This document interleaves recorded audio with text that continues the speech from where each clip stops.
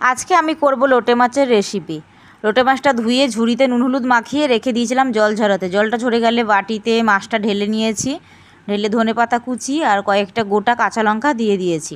একটু জিরের গুঁড়ো দিয়ে দিলাম, একটু লঙ্কার গুঁড়ো দেব, একটু রসুন থেতো করে দিয়ে দিয়েছি, একটু হলুদ দিলাম, এরপরে একটু নুন দেব। নুন দেওয়ার পরে একটু সর্ষের তেল দিয়েছি। সর্ষের তেল দিয়ে আর কাঁচা লঙ্কা আর টমেটো বাটা বেশি করে বেটে নিয়েছিলাম মিক্সচারে, সেটা দিলাম, দিয়ে ভালো করে মাখিয়ে নিলাম।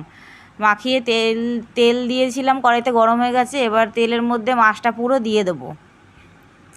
মাছটা এবার একটু ভালো করে নাড়াচাড়া করে গ্যাসটা একটু মিডিয়াম ফ্লেমে রেখে দেবো একটু জলটা টানার জন্য।